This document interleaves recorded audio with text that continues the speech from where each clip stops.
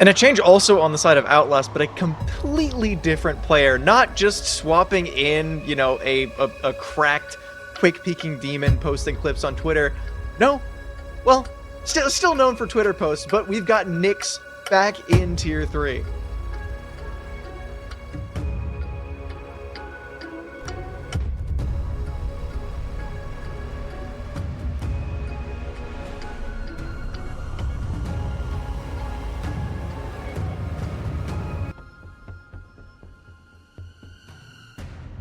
Oh, it most certainly will be. Yeah, QoR versus Outlast. QoR specifically has been an org that's kind of newer to Tier 3 Siege, but is well known. I don't know if anyone else watches any other games, but in kind of the Tier 2 and Tier 3 leagues, QoR has been picking up teams and putting together pretty relatively respectable challengers rosters in a lot of different esports. So seeing them in Siege and having the consistency that they've had for the past few months is pretty great.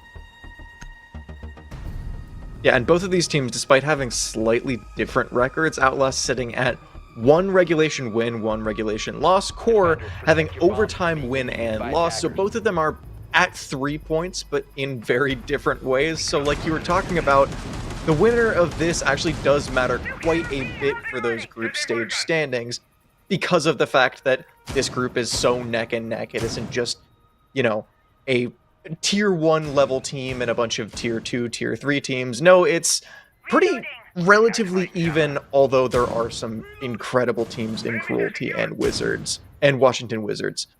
Both of these teams in the middle could, again, like you said, go any way in this group. 5 seconds to insertion. Attackers are heading out to defuse a bomb. Planting toxin! Jammer ready! Reloading! Scanning. Loading new mech. Let's find those sheep. All safety terminals activated.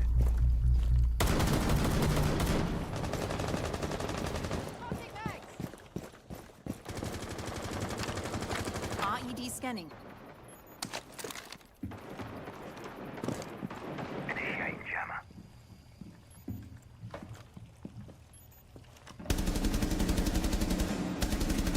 Reloading! Already Outlast looking for an opening into the map. They have a lot of control over towards Aqua, and it seems like that's where the attack is going to start. These crossfires already set up in QoR, trading bullets for bullets. An early swing goes in the favor of Outlast. Opening pick for Schmink. That's going to be an incredibly important one because Candle, I don't know about your opinions about this team, but I think Candle might be one of the better players on this roster. And him taking that aggro swing means that obviously he thinks something very similar, but he is going to be the first pick off the board. Drone activated. Cover me! Reloading!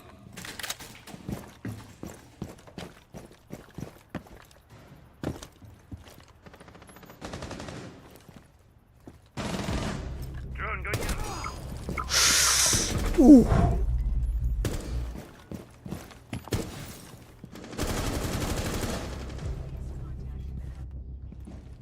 Yeah, trades back and forth, but like you were saying, Outlast still in the lead at this point. Rival and also Moses still on this mid floor.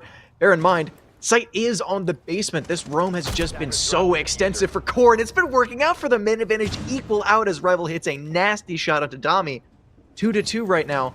As the timer ticks down to 1 minute, Outlast have complete control of sight, the core have complete control of vertical, and that vertical pressure is just killing them. Zonky forced into a retake up these luggage stairs, and in this 1 versus 2 with core complete control of almost everything, it seems undoable unless core go for an overswing, do something a little bit stupid and a little bit over-aggressive, or a shot through a wall!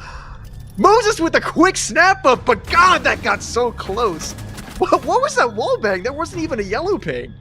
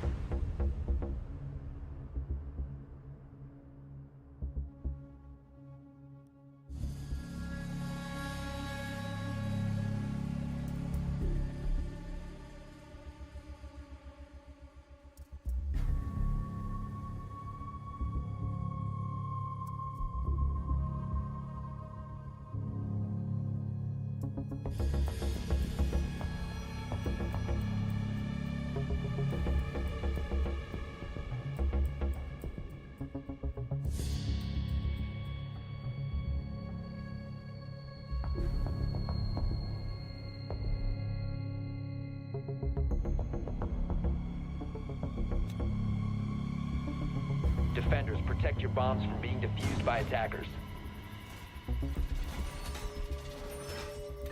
New camera feed.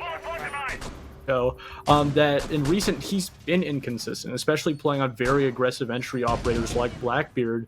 And if that continues now onto this core roster, he makes his way back, then you're going to start to see core as a team struggle, and it's going to be something you want to keep an eye on. A bit of rehost, or denied rehost, means that this round is going to take a little bit longer getting into, but that was a really nice vamp, giving us a lot of really good info on the kind of history of both of these teams. 5 seconds to It was very nice. It actually gave me a lot of information. Or Attackers are moving out to locate get a that bomb and opening defuse round though. Again, Moses with that 3-piece. He's just going he just went absolutely insane last round. They played very aggressively. I want to bring it back to the fact that it was a basement defense, but besides kills gotten through vertical that technically happened on site, there was no 50-50 two players on site. It was just a complete roam setup for core. Now on this attack, on this top floor defense, they're not really able to do something very similar, but it seems like that's going to be the way that core like to play, is just play as aggressively up front into Outlast's face as possible. And yeah, that is, why they sometimes have difficulty on winning a lot of these entry engagements. But speaking of entry engagements, Inrio is able to take out that Maverick, completely denying that wall. You still have a Thatcher and an Ace on board, even having that Flores. But that original game plan for Outlast of to try and get that wall relatively opening with Nyx on the Maverick, it's gone. It's done. And you lose that player. You lose that additional attacking utility. In another situation where there is no immediate trade, no immediate answer coming out from Outlast, and with just this definitive hold, with these hard breach walls still staying up for so long, now going in this halfway point of the round, you look around the map and Outlast, they don't exactly know what to do. They aren't even close to the bomb site, haven't put any pressure inside of connector, nor any pressure inside of D-box, and they're gonna have to force AimKey to make a very strong push, but it just doesn't work out. Trade for Schmink keeps the man deficit in just 1, and another kill for Schmink though gives them a good foot forward, but another lost by Brios. It just trades back and forth as Gami finds one onto Inrio, and just as I was about to say core maintain the man advantage, they lose it in just a short breath. Rios and Moses still on site, looking for something back towards Outlast. They're grouping up because honestly, with that initial operator loss of the Maverick, Outlast just completely decided to go for kills, and core doubling up, realizing that perfectly. Another kill from Moses means that even man count is very, very short-lived for Outlast, and the Ash screaming, as well as the Velt cameras giving perfect information for QoR. Rio's playing close, Moses playing the long angle off of him. Means that Schmink in this 1 versus 2, even if he picks up 1 kill, it'll be very, very hard, and he won't even get that at all. Brios snaps it up, and the 2 versus 1 is equalized, is brought forward without losing just a single body. QoR up 2-0 against Outlast. Yeah, and it's another round where a factor that we haven't really touched on is not only are you bringing in a player like Aimkey that adds a lot of effect, and because of that kind of has effects on the system, both negative and positive. Those negative just being small, simple mistakes with such an aggressive play, as you saw, just trying to make his way inside of command center, run in front of him, just trying to create an opportunity that wasn't previously there. But also adding a player like Nyx. Nightmare Nyx, the man himself, is a system player. He's a player that, you know, going to be playing that hard support, just trying to, you know, IGL his team, create an entire game plan throughout all of these rounds, and bringing in not only 2 players in all, but 2 players that change up the roster, change up the system that you've built in previously, is going to take time to settle in. And I think we're going to see a lot of problems with Outlast. Most importantly in that round, the reason that they went for that quick rush is because they didn't have an answer. They're still working through it. They're still trying to build this team from the ground up, essentially. So they're going to see small mistakes, kind of rounds where they try to take the easy answer, the easy way out. And QoR, they're a team that's going to punch them for that. It was a little bit of a puzzling play, though, because honestly, even with the initial operator loss of the Maverick, they still had plenty of tools to get hard breach done. But even without that, Outlast seemed to just be going for a kill-centric focus. Even, yeah, they lost the Maverick, and instead of continuing to hard breach main wall, they just decided to, hey, man disadvantage, we go for kills to equalize it up, and it seems like that's the play that they are going to continue to go for. Nyx making an entry into the map. They have some sort of space to work with initially, but an opening pick takes him off the board and denies the space that he took just seconds before. And that's not only Nyx off the board very first, but another hard breach player on the attack, taken away so early on, not being able to use any of his utility. Not only do you waste time with losing that first additional player, but now trying to find a different way, only having that thermite now on the board. Not as a flexible hard breach player like an Ace, and now you just have that player who adds so much use into a round, kind of just take a seat back. And QoR doing a phenomenal job, specifically on using these C4s to find these entry picks and then put themselves, lock themselves away in a safe place where Outlast aren't able to get close enough to get that refrag. And it's just so important rounds because they continue to stomp Outlast, and yet again, another round we're just trying to set up the vertical, trying to find a player overexposing themselves, trying to find an opportunity, but nothing is being given to them. And Moses still in the basement looking for a C4 pick, because at this point, Outlast have effectively gotten into the top floor and are starting to work vertical, but even when they transition down to this mid floor, QoR still have that multi-layer setup that Outlast just have not touched at all. Now that vertical angle from the mid floor, giving Aimkey that info of, hey, there's still so much map to clear, so many operators to deny, and at this point, Inrio got that opening pick and has had his ability to scan the entire map for the entire round. He just has not been pushed out. None of QoR have. There's been no gunfights. There has been no pressure towards them. Full HP across the board besides a C4 kill gotten through info. Outlast have done almost nothing, and finally they decide to push into sight, getting default down on plant, but it's 25 seconds left, and hold on. This C4 isn't going to be able to go through, but it's through the hole, and it doesn't land?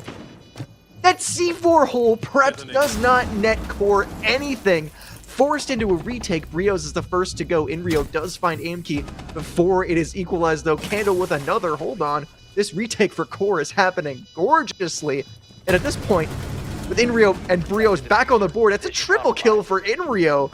Schmink, the last alive. This site hold has gone fantastically. The retake is perfect.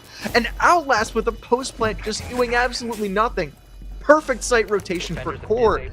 And in the one round that you really would have expected Outlast to scrape along, they get nothing done. Almost a flawless retake. Almost a flawless retake. And in the very first round, or actually after the very first round, I mentioned a little word, that being recovery. QoR having one of the best defensive recovery rates before this game was 50%. Actually better than their attacking recovery rate, that only being at 28%, one of the lower ones throughout the entire group stage so far. But again, it really goes to show and just how structured this QoR overall roster is, especially bringing in Brios. There's just that extra raw firepower to just put themselves in, kind of an easier position. Only having Brios to just kind of roam, apply additional pressure, kill a couple of players, that's really his only main job. Obviously, it's much deeper than that, but it's kind of different than just slotting in a player like Nyx, who doesn't add that firepower, who's trying to set up a system on his own. And you're seeing these rounds where Outlast are looking for these opportunities being given to them. That last round, quite difficulty finding that. Eventually, the bomb site completely vacant. Outlast being given, essentially QoR just allowing to go free. The opportunity that Outlast was looking for, it was a trap, and QoR ate it right up, and it's going to continue to play this way unless something major changes for Outlast. But it's crazy because the one core piece of that trap that it seemed like QoR were trying to set up was that C4 hole, and it didn't net anything. Outlast were able to get plant down and also maintain control of top floor with the vertical, and they just did nothing with it. That should have been an easy round for Outlast, and I hate to keep harping on it because it's 30 seconds into the next round, but I mean, there's honest to God, there's no way that Outlast should have lost that round. And now, Outlast making the entry with a Monty, and it seemed like the flank was going to come in perfect, but Schmink with the cover means Outlast finally have that opening pick, have the space to work with, and Brios just throwing away the entry gives Outlast a really good start into this round. Yeah, that's a small little change that Outlast made. In the previous 3 rounds, in that early round, the reason Nyx lost his life so much was because he was isolated. That time around, of course, heard the shambling of that Monty shield, didn't really hear another player, thought that he was alone, and they went for the pick, but then Schmink was there, right ready for them. It's a problem that Outlast spotted and fixed, and because of it, they were able to get that entry pick. Even if Rival did eventually shut down Dami, not a whole lot of useful utility, still having the Ram being able to set up this vertical, and QoR being a little bit of, denied this retake onto the top floor, kind of forcing them into a spot where they have to now play into the bomb site around this vertical and just deny the entry points into the bomb site from Outlast. And with this Monty, they're making really good work of this vertical take.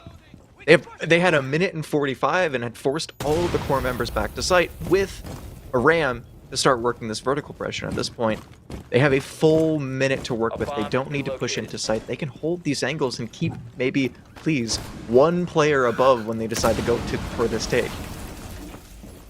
Just trying to find an entry. Again, just trying to find an opportunity. Back into this round, back into the bomb site, wasting a little bit of utility, and an opening kill from Ainke will start it off fantastically. They found that pick through vertical, and now at this point, Outlast with a man advantage on site, Monty getting this plant down. This is the perfect opportunity for them, because Moses and the rest of QoR, they want to spring into action. They hear that plant going down, but there's just nothing they can do. Outlast flooding the site, getting kill after kill after kill. And Rival, the last alive on this retake upstairs, he's going to need to do absolutely everything, but he can't get a single thing done. Outlast with a very clean round after QoR's site rotation. Seems like something has finally clicked for them. I mean, that's exactly what Outlast needed. They just needed to see an execution go off right, a round go their way, kind of like an NBA player just seeing the ball go through the hoop, and then eventually they have that confidence. It's exactly what Outlast needed, and that's what they found. And again, a relatively poor round compared to the 3 previous for QoR on top of it, playing very isolated on that initial roam, and then once we went into that intermediate phase between the roam clear, once Outlast had set up the vertical and was starting to prep that execution phase, we saw that QoR was playing with the idea of going for a retake. Eventually, Rival was able to find his way on the first floor, not having too much success on that end, but nonetheless, they never really focused on one thing, whether it be denying the site or going for that retake, and because of it, they gave that opportunity, they gave that open end to walk that Monty and go inside behind that pillar and get that bomb down, and then just play the crossfires. It would use that vertical to cut off those defenders, and that inconsistency, the lack of focus in that round from QoR was punished. And if they continue to make that mistake, Outlast is now in a well position to punish it even more. Shield is deployed. That's exactly what the mid-floor take should have been. I know I keep, you know what? I'm gonna let it go. Outlast with a fantastic round. That round seemed to have solved a lot of their problems. The thing is, though, the one core change, or the one main change for Outlast was switching onto that Monty for Nyx. It gave Outlast a lot of early round pressure, gave them a lot of space, and to be able to quickly play in for that vertical. But at this point, yes, even though it's not a site that they can work vertical, them not having the Monty, them not having that ability to pressure rafters with complete safety is something that I'm a little bit shocked that they haven't picked back onto. Yeah, and we're going to continue seeing these rounds. If Outlast, their very first effort, their first idea, whether it be opening a wall, using them onto to clear space, if it doesn't work out, Outlast has had a bit of trouble adapting, especially changing up the entire plan in a mid-round on the attack, and saw that in the first three. Everything going in their way in the first, aim key getting a lot of pressure and control inside of Raptors, being paired with now IT completely cleared. In another instance where, at least for this early round, everything has gone the way of Outlast. But QoR getting that reinforce off directly in Aimkey's face, the same asphyxiation bolt that cleared off Raptors is the same that keeps Aimkey from snapping up that freebie. But QoR at this point, yeah, Outlast have taken a lot of space, but with that rotate hold closed off, they're still funneled into IT, especially with that mute breach on exactly where Ace tried to get his Selma down. At this point, once again, QoR are forced to change up their attack, and you said that they've been a little bit bad at adaptation. They're forced into a funnel, and they're forced into an adaptation. Yeah, it's kind of one of those situations where they don't have any other opportunities. No map control, no external pressure over by connector, nor water side. And still with 50 seconds, there is time if they want to change something up. But getting this wall open in the middle of bomb site and getting the opening pick on arrival is huge. Yeah, that's huge. They were tricking back and forth between multiple layers of hard breach, and finally, once that opening is made, once they're not funneled in and they're able to drive a hole directly into sight, a triple kill for Zalki and a flawless attack from Outlast, it seemed like they were stalled. It seemed like they were stopped, but the same breach that they were denied from on Rafters is the one that they just blast through for another round on their attack. It was 3-0 earlier for QoR, and now Outlast, sitting at these 2 rounds, have potentially either a respectable half or a even half, which looks very good for them on their attack. Yeah, again, and I don't want to take too much away from, QoR, or say that, it's a round where QoR played bad. Outlast, they were just given a lot of opportunities. In that round, they did a phenomenal job of not only taking space so quickly, but even if it was off of a very, poor choice by the Bandit, and then a very quick opportunity to get that first opening pick, these opening picks for Outlast are just so crucial. Before this game, having a conversion rate of 60% on the attack. It's kind of a situation where, sure, Outlast is relatively consistent on getting these opening picks, and if they are able to shut them down, that leads to relatively almost a round win every single time. But if we start to see that fall on this last round, it could be a 4-2 half, but Outlast storming through these previous 2 rounds, looking for that 3-3, almost crucial for them. Yeah, and you said storming through. Nightmare Nyx has picked onto the Blitz. The one thing that I was talking about, the Monty worked out. I don't know why they don't keep doing it. They have a great round without the Monty, and now, similar concept, but a different shield gives Outlast a completely different look. They have smokes in their pockets, and they have a glass to be able to just smoke off the breach and go for a very quick plant here. They open it up, QoR with absolutely zero denial. Nyx goes in for the cut, and a Glaz holding this plant, but he's going to get fired off. Dami almost dead and forced to completely reposition. Nightmare Nyx with the opening, though, gives Outlast a great look into this. Dami getting that plant down finally, but it's a 5 versus 4, and kills on kills on kills.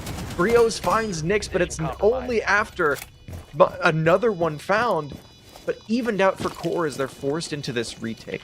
Handle finds his way back, but Outlast are swarmed all over site. This pinch is very well known for QoR's defense, but they have to track it down, and they only have 19 seconds before they're forced into defusing Aimkey with another with that DMR, and now Candle, the backstab, the last alive, and Schmink just cuts him off. 3-3. 3 rounds from QoR looking dominant, followed by a dominant 3 of Outlast, give us an even half and a very strange momentum-filled game. QoR taking the very first 3, Outlast without a timeout, keep in mind, no timeout needed to try to stop the momentum or even take a break and talk to themselves. A phenomenal execution. You could say a lot of things about Nyx, but one thing is he can get an execution off, almost making it a nightmare for some defending teams, some may even say. But good. Again, I like that. it really is a situation where it's just one of those one-off rounds where that rush trying to take QoR off guard, hoping that they weren't fully set up on the bomb site, still trying to set up, whether it be just reinforcing walls, making those rotates, getting those defenders in the positions, whatever it may be, they got that. QoR not finished up setting up the overall bomb site, and it allowed for that opportunity. Almost the planter losing his life with those Volcan canisters, but still able to maneuver his way over to the little health bed to get the bomb down. But again, it's a situation where a lot of teams try to do that round, try to do that rush, catching teams off guard early on, but because it was so late and QoR wasn't suspecting it, it was a phenomenal chance for Outlast to take advantage of. Camera in position.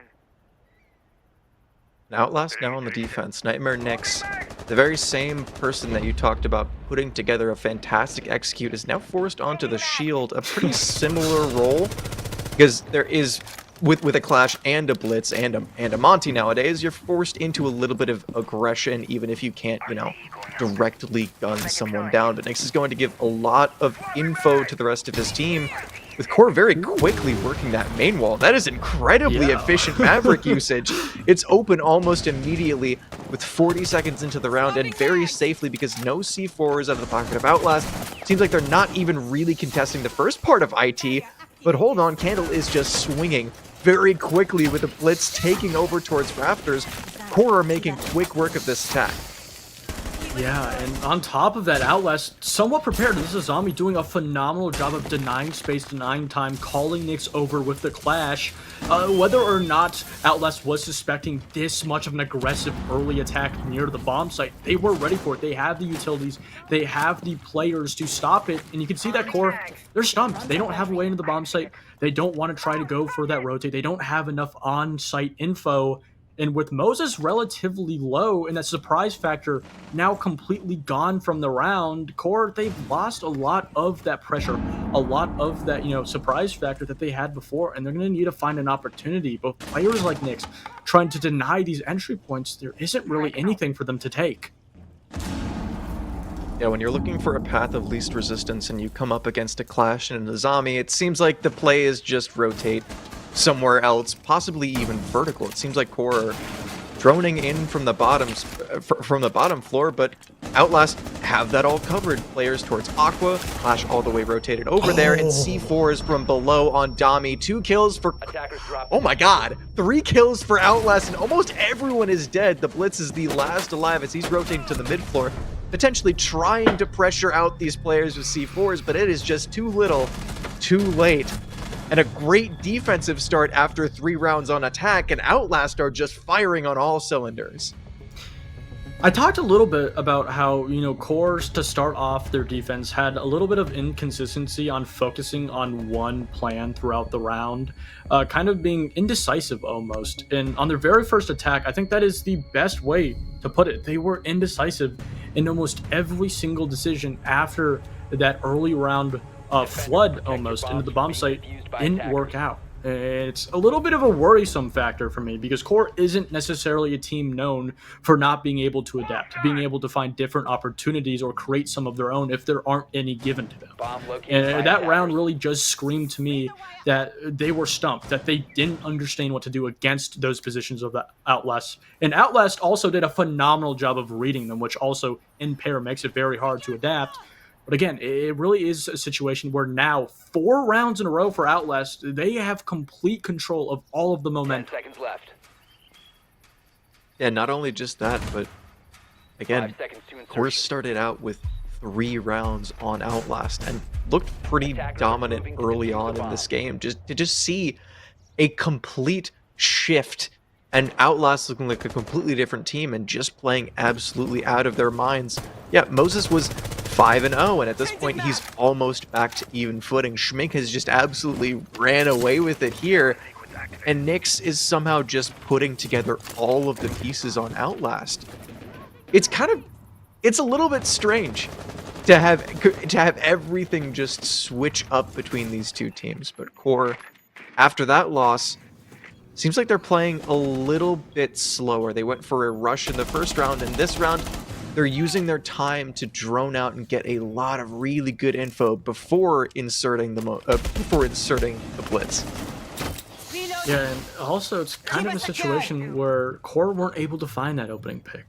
Schmink having a fantastic game also, but is in a very isolated position. I don't want to necessarily use the phrase that they've given this entry pick on a platter, but it is relatively easy if QoR are able to read into it. Obviously, it is in a zombie able to waste a lot of time, use those Akiba barriers to deny that space, to deny that entry point, especially with this castle barricade where Zonky is. It's going to force him to push back.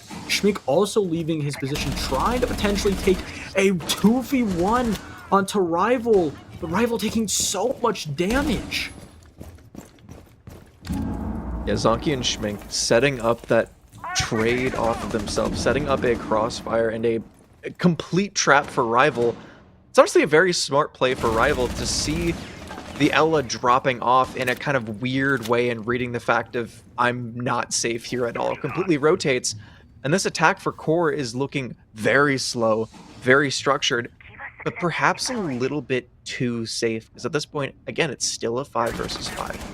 Nothing gained, nothing lost. But as the time ticks, that 6th man for Outlast's defense gets more and more powerful. Now still, these castle barriers give even more of a time benefit to Outlast, and forced into this position, Ella is still the one holding the back, forced down those stairs at this point, but a flank is on for Outlast, finds one onto Brios, cutting off that midsection, and now Blitz is going to have to be aware of everything happening. Schmink is also on a retake, and Moses, the last alive, the only one on site, gets snapped up, and the retake for Outlast happens all at once. I mean, a round where so much went wrong for QoR. I mean, the factor of them to just simply not read into the positions of those defenders, especially on that extension, going to that roam, more than definitely will be taking their time out. I think perfectly timed, much needed. But it's a factor where QoR has no handle on this map, has no handle on Outlast, has no idea what they're doing, where they are, and on top of that, all of this defender utility that is being placed on the top 2 floors wasted 2 minutes. It was 50 seconds going into an execution phase that, keep in mind, QoR still relatively had little to no info on the bomb site nor the roamers, and then on top of that, such a heavy retake. 3 Outlast players going for a retake, 1 player inside of Raptors going for a flank, another inside of storage, and not one of those players were expected from QoR. Everything is falling apart. It's a situation where I can tell you all the problems, but I still don't understand why and how it's really happening. Problem for QoR is they just decided to go for the wrong play on the wrong site. That first site of top floor, they decided to go for a rush, which honestly, starting the half off with a rush is something that is usually pretty good practice because it catches teams off guard. It forces them into thinking twice and 3 times, okay, are they just going to rush into sight? But after that doesn't work, then the next round, basement, they're forced into a much slower take because they're realizing, oh, Outlast is very prepared for the rush, but it's just such a big map to go for a slow clear on a basement site like that. Looking back to the first half, Outlast had a fantastic rush of that basement site where they just got in, and even though there was a ton of Goyo canisters stopping them from planting, they had all the tools that they needed after the rush and even after it was slowed down to get the execute down and have a very, very clean round. It seems like QoR just are attackers must taking the locate and time to defuse a slow bomb. it down, get all of your ducks in a row before you start the round in that timeout, I think is a perfect decision for Core. I think another factor is, Core is historically a team that loves to do the review on teams. Most of the time, when they do have that review, where they have that VOD review in the back of their mind, they're able to have success, having a little bit more trouble when they don't have as much prep on their opponents. And sure, you still do have 2 games for Outlast, but with Nyx and Aimkey in addition, it is really looking like a very different Outlast. Core, almost going into this matchup, sure, did a little bit of VOD review, but not going up against exactly what they expected. Could be one of the reasons why they aren't able to efficiently adapt, especially now on this side switch, trying to attack against Outlast, especially with this such heavy extension from Outlast. Doing a phenomenal job of whether it be just simply having 2 to 3 additional players away from the bomb site, and even using the defender utility to back it up. There is just so much work for Core to do, and on top of that, it's something that a lot of teams didn't really have to deal with Outlast the previous week.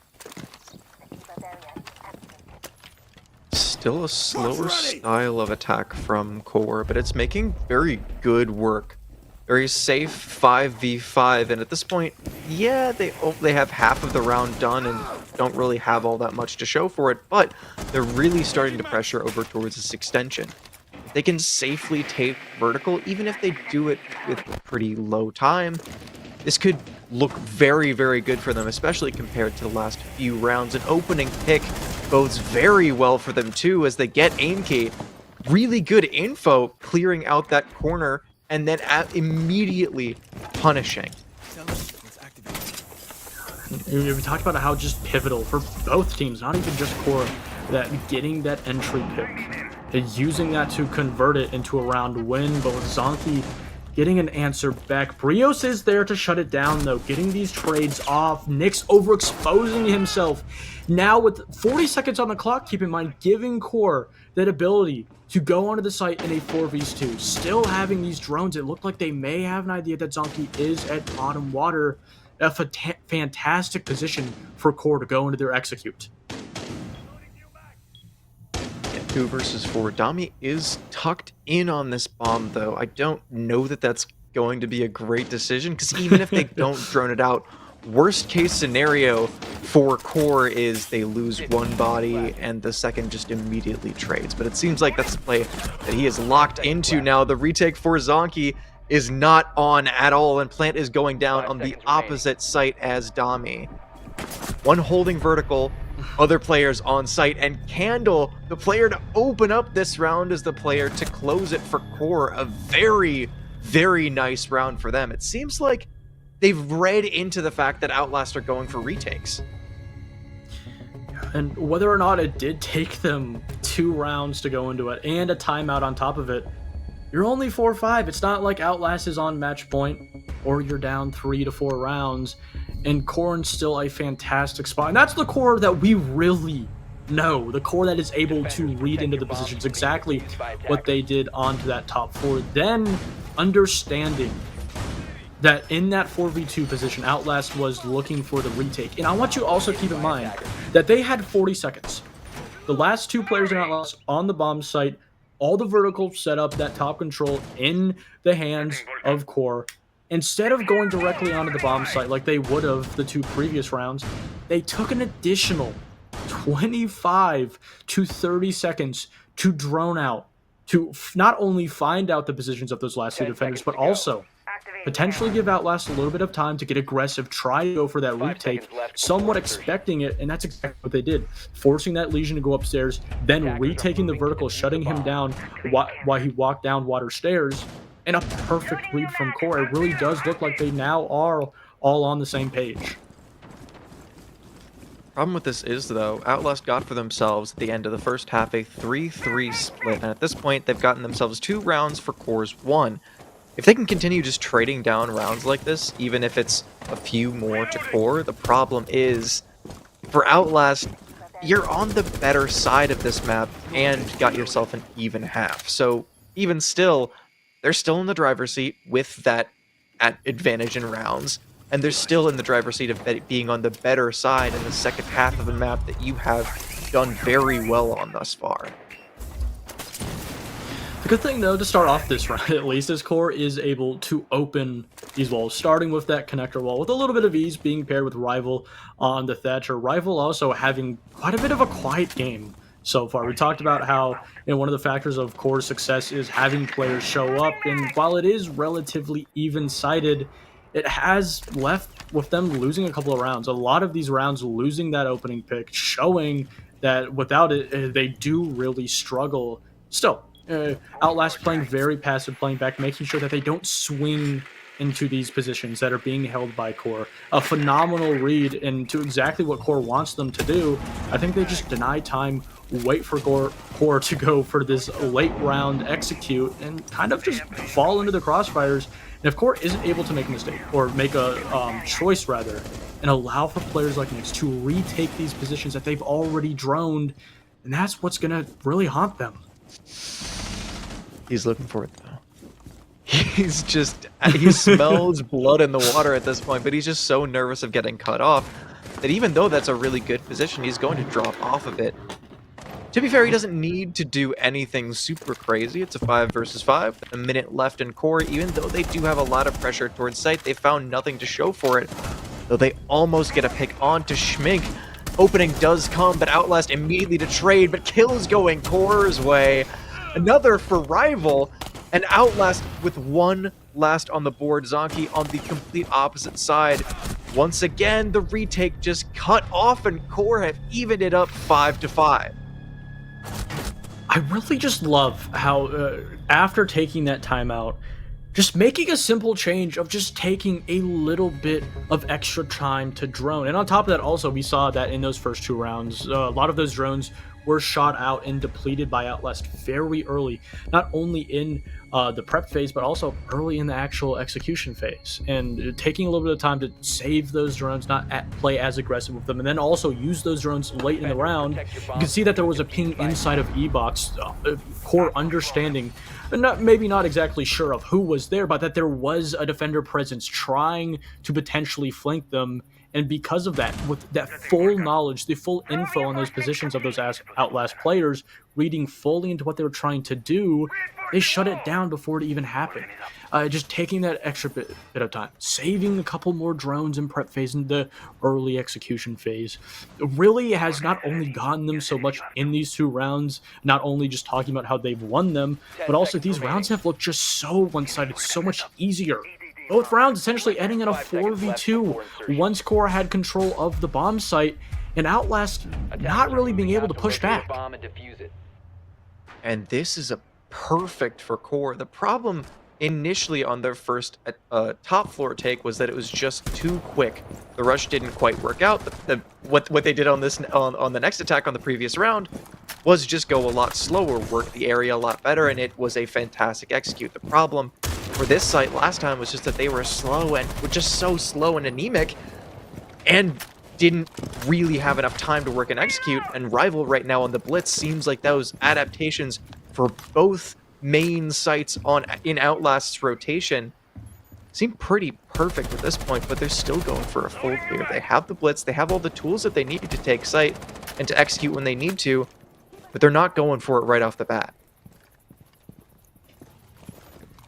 Handle going for relatively a solo push. He does have a ping, not an exact one, using that additional drone to kind of just push down Zonky. Zonky feeling a lot of that pressure very early on, and Moses on the trade, or the find rather, on that window is able to shut down Zonky. Not only a player that was just going to play spoilers throughout the entire round, apply a lot of phantom pressure, but also player with a really good gun, a consistent player, having 9 kills, the most right next, or right behind rather, Schmink, and that's a phenomenal round, and an opening pick at that. And again, another situation where Outlast lose it and aren't able to immediately get a trade, immediately do any kind of pushback. Sure, Rival is being held to the top of water stairs, not fully being able to take, but you have additional players inside of bottom storage, taking map control, waiting to potentially give that extra support to allow that Blitz to go down and then put the pressure on these players over by Kitchen.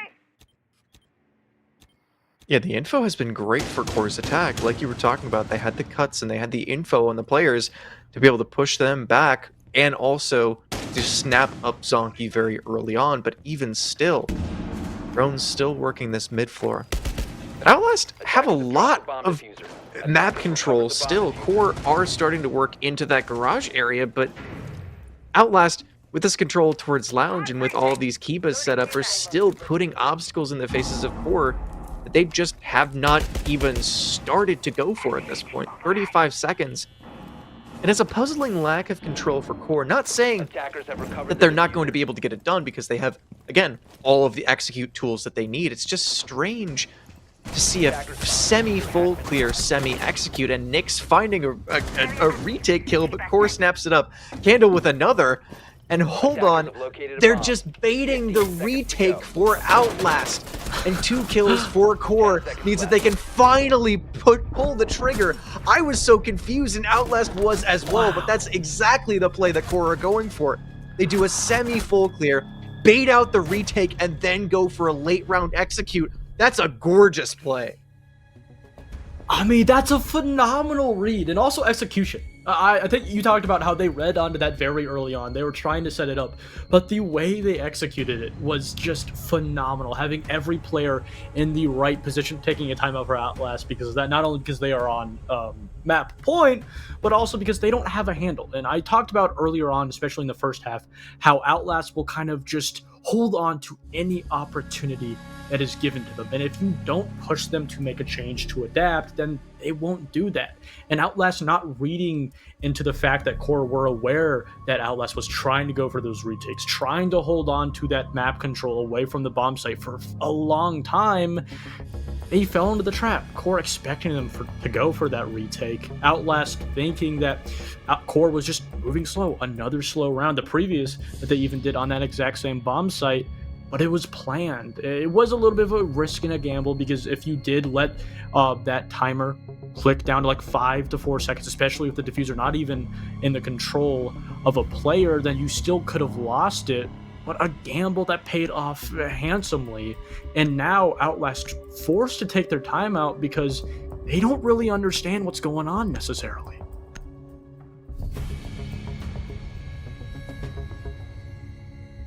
And hopefully for Outlast, taking that time, being able to slow down and say, hey guys, we cannot keep going for these retakes, is going to be the push and the drive that they need to get themselves into overtime. Because Core is sitting on match point right now. That adaptation that they took to be able to say, hey, these guys are going for this type of play every single time. After that timeout, they've got round after round and now are sitting at the advantage, just one round between just closing Outlast out of this right here and right now. It's off of a timeout capitalization. It's at this point, this next round and potentially this entire game is just how well Outlast can address issues and whether they can do the same thing that Core did, which is take time, slow down, assess your weaknesses, and make a change against this encroaching team of Core. I mean, on top of that, if you just look at the positions of where Outlast is playing, very close to the site. No extended roam, no players aside from Shmi.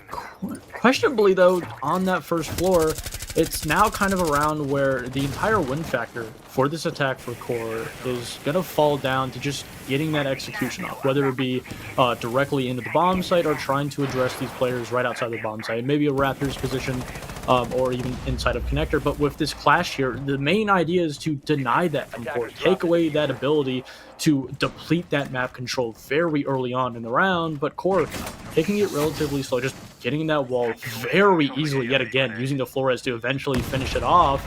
And again, no direct pressure, no opportunity for Outlast to shut down that entry pick. And Moses, he's aware of the roam on top of it. Yeah, if you got to say one thing about Inrio, it's his efficiency with Maverick is just off the charts. I mean, there's so much going right for Core's attack right now, but one of the things that they had going for them even when they were losing round after round to Outlast is just the fact that their utility play at Inrio specifically is just top notch. Minute and 30 in core, still going for a slower take, which is the thing that worked out for them on their top floor take. But against, like you said, this more turtle-styled besides Schmink, maybe waiting down that clock is going to bite them this round like it hasn't on the previous. And Outlast, again, another round where they're not giving this opening pick. They're not overextending, overswinging, and again, where they're able to open the right side of the wall, expose a lot of the bomb site, and if Outlast just make one small step, an overextension, and give that opportunity for QoR to get that opening pick, the entirety of this attack, the execution, will just become an onslaught onto the bomb site. And now as that Thatcher grenade goes, the push comes in and Dami snaps it off. Triple for him! Triple shutting down the attack, but kills still for QoR, keeping them in this even after a triple for Dami. It's still within arm's reach for QoR's attack. Seems like they're rotating the rest of those members towards Aqua, but as the 25-second mark hits, Outlast are getting completely off-site, and it seems like their patented retake is going to happen, but with man advantage this time. QoR taking site, storming in, realizing that there's only one person over towards Aqua, but he's holding it down, waiting out time, and the bait is going to work. It's going to be 5 seconds on the clock when he finally gets down. It's a 2 versus 2. But there's nothing to do. inRio getting plant down at 0-0, but his cover is dead, and Outlast stretch it to overtime. A phenomenal round from Outlast to just hold off QoR. I think that is the perfect way to put it, just holding off QoR. And QoR, again, as I talked about early on in that round, they played relatively slow. And that indecisiveness of not being able to choose an avenue into the bomb site, not really taking any control, not being able to take control of Raptors, not putting anybody up by top blue. They did try to force it in that 2v3, but not really being able to clear that shield with the Warden and 2 Volcon canisters. Just kind of a position you're never going to really get rid of, especially with 20 seconds only on the clock. Gives that little bit of a buffer for Outlast to shut it down, especially being paired with that beautiful 2v1 over by E-Box and Connector by Nyx and his teammate. It's kind of a round where, again, if Outlast see an opportunity that's propped up, QoR making a lot of mistakes, they will take advantage of it. And that timeout, just like QoR's, worked beautifully for Outlast, as now they have 2, if needed, out of the 3 rounds on defense. To be fair, it's also a triple kill from Dami that just absolutely shut it down, because the problem, of course, was the one-dimensional attack from QoR, but also that one-dimensional attack was just a pretty strong push of 3-2-1 all at once, and Dami snaps it up 3-2-1 all at once with all 3 kills almost in the same second. The same spray onto the breach just shuts everything down. So now that we're in overtime, Outlast have stretched it to the point where they have a little bit more breathing room. They're back onto defense still, but they're back onto this basement floor. And an info play for QoR, as it seems like they go for a slow clear, but this Monty is giving them a lot of space and a lot of pressure towards Outlast's roam. Yeah, also in addition that QoR didn't really have on their attack, not really leaning into the Monty. They did have a blitz, but Moses is going to be able to apply not only a lot of pressure, but also get a lot of info. Aim key just going huge with the swing, shutting down inRio, clearing that player. Rio's also taking quite a little bit of damage, but he is able to win his one. Again, an additional player from Outlast going up to this top floor over by top blue, the drop inside of Hatch, and this is exactly what Outlast wanted, getting that even 1-for-1 trade, wasting essentially half of the round. Keep in mind, the bomb site is in basement. There is still so much space to clear, the vertical to set up, and then finding a way onto the bomb site. That indecisiveness from QoR yet again will put them in a very pivotal and uncomfortable position. And they were more than willing to drop off the top floor, but the fight continues in the mid floor as Amkey finds another kill onto Rival. He's just been absolutely electric this round. Opening pick, second pick, and no trade out of QoR as shots just barely go awry through the floor. Swapping mag. Opening. And man advantage still held by Outlast. As we get down to a minute, QoR need to completely swap up. They need to regroup and find some sort of area of attack as Zonky aggressing just a little bit to delay QoR.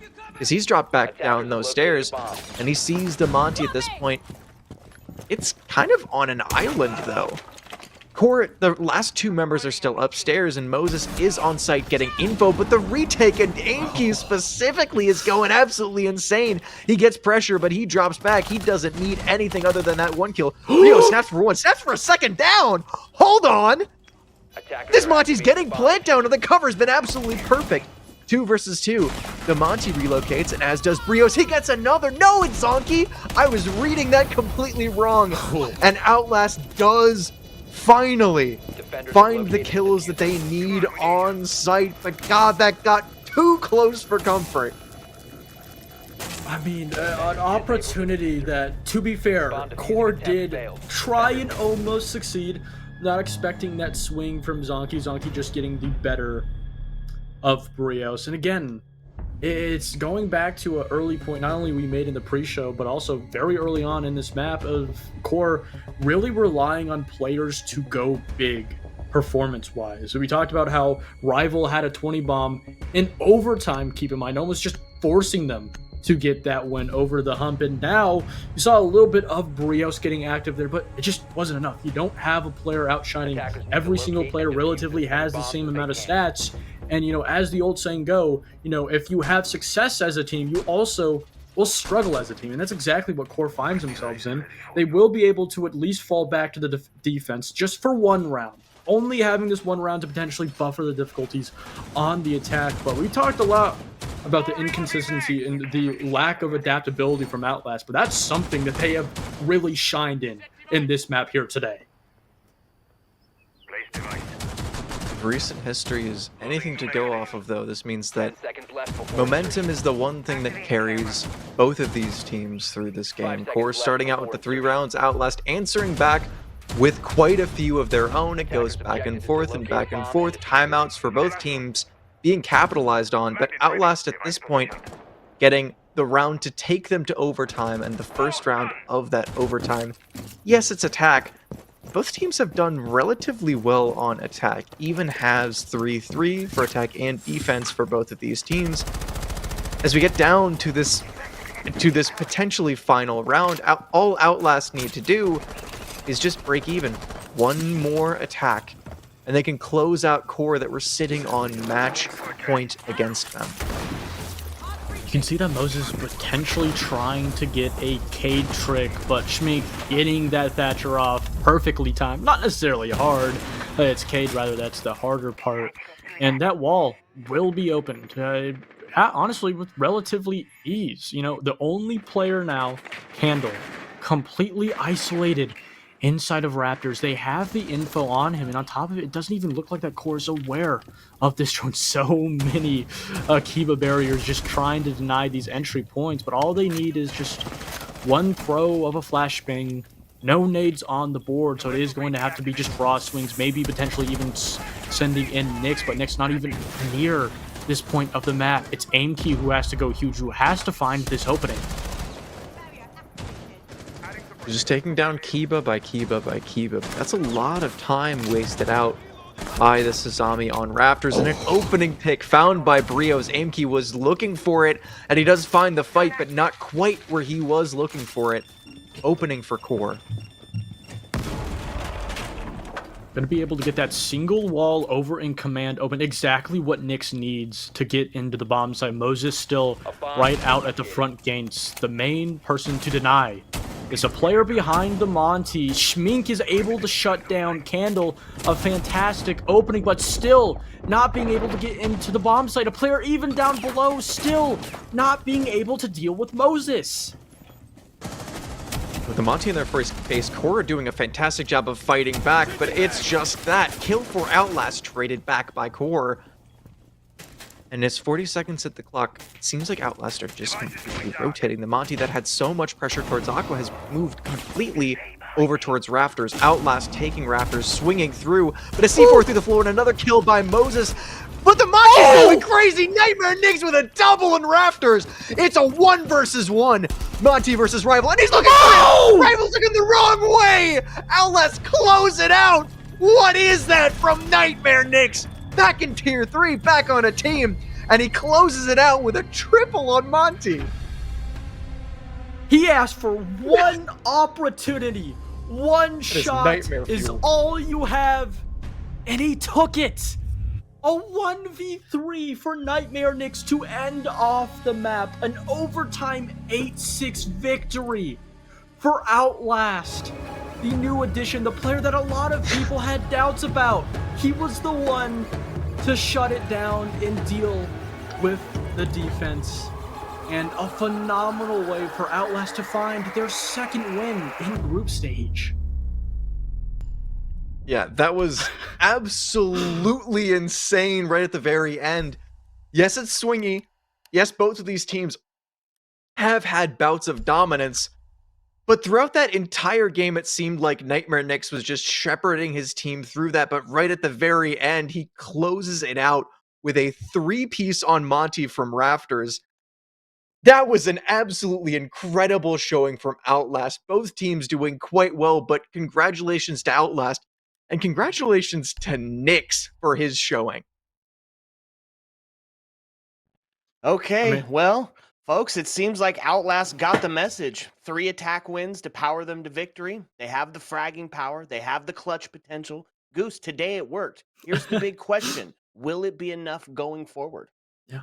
I mean, that is really the question. There were a lot of problems over on Core's ends of things. Outlast still so many really high-end opponents throughout this entire group stage. It's not done for them. They still have to replicate this. And sure, it was a great best of one, a phenomenal showing, not only in this round specifically from Nyx, but throughout, leading his team, being that spearhead on the shields, on the attack. But again, there's still more games to be played. You have to do this again and again and again. It has to be a consistent factor and not just a one-time showing. Yeah, completely But also- agreed. Oh, go ahead, Irish.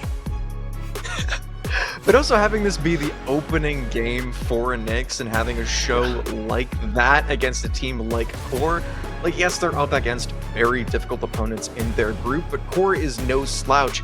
And Nyx having the individual show that he did right at the very end, even though he was kind of putting up IGL numbers before that, shows a very, very strong picture for this team going forward. Yeah, and so with QoR just not being up to scratch today, Irish, right? Every single game they've had now has went to overtime. Why can't they get it done in regulation? It seemed like they just needed a little bit of time to adapt to things. It wasn't like one thing would happen or they would drone out in the prep phase during their attacks and just have the right read right off the bat. The thing that we were talking about was, especially for their attacks, was they had one round that would go awry, and then the next time they would attack that site, they would do it really well. Or they weren't reading into the retakes that Outlast were having, so then they took a timeout. They took a little bit of time to reset, and then they finally had the read that worked out onto Outlast.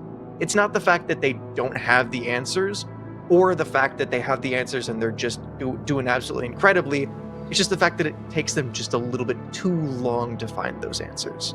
Okay, well, there you have it.